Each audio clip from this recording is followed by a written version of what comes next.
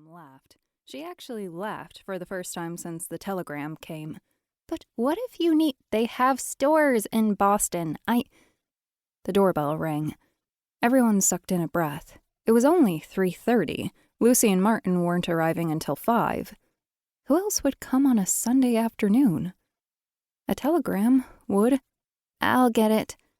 Lillian kept her voice light. She turned too fast and her prosthesis pinched the skin around her knee, but she moved at a steady and calm pace for her parents' sake. Oh, George. Mom's voice wavered. Grasping the doorknob, Lillian squeezed her eyes shut.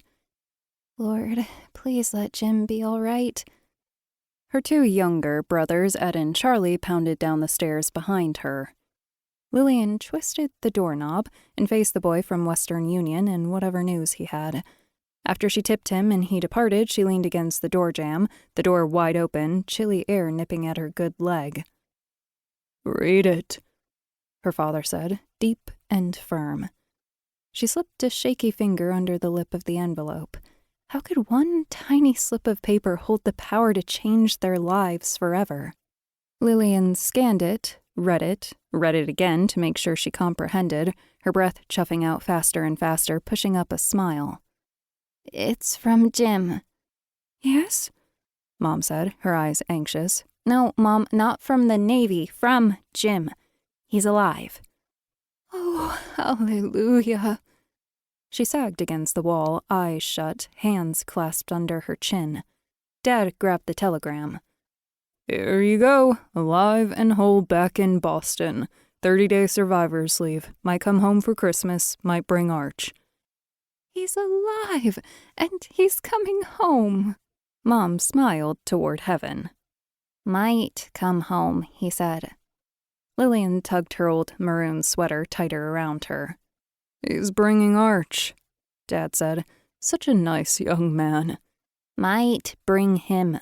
Lillian hadn't met Jim's best friend, Archer Vandenberg, who came with a pedigree as hoity-toity as his name, but she didn't relish the thought of sharing Christmas with some snooty society boy.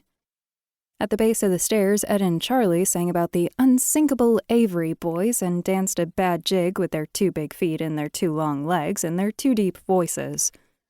A smile burst onto Lillian's face. Why was she fussing about Christmas? Jim was alive, and nothing else mattered. She reached outside to pull the screen door shut. Martin Freeman's Chevy parked on the driveway, and Lucy opened the car door and dashed up the walk.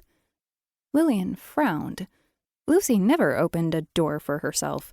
Her identical twin sister's dark blonde hair bounced around her shoulders as she trotted up to the porch, her hazel eyes round, her face pale and drawn. Did you hear? They must have seen the Western Union car and followed it. Lillian smiled to ease her sister's fear. It's good news. Very— How could you? Lucy's face twisted and reddened. You've always been cold-hearted, but this— Lucy! Dad set his voice down like a rock and clamped his hand on Lillian's shoulder. At that moment, Lillian's heart felt anything but cold. Jim's alive. Her tone came out clipped. I suppose it is cold-hearted of me to consider that good news. Lillian. Dad squeezed her shoulder. Lucy's lips parted and her gaze swam between family members. Jim, he's alive. Well, that explains. But haven't— Oh, you aren't listening to the radio. Martin stepped to his wife's side. You need to sit down, sweetie. Oh, yes, in my condition. She curved one hand around her belly. Lillian's shoulders softened in Dad's grip. After 4 years of marriage, Lucy was finally carrying a child into her 4th month of pregnancy. With her emotions in turmoil, outbursts were expected. Still, would an apology be too much to ask for? Martin guided Lucy to a wing chair as if she were fragile and precious. Familiar jealousy wormed inside. Men never treated Lillian that way. Since she was already shattered, they gaped at her in shock, then swept her into the corner and walked on past. She would never be precious.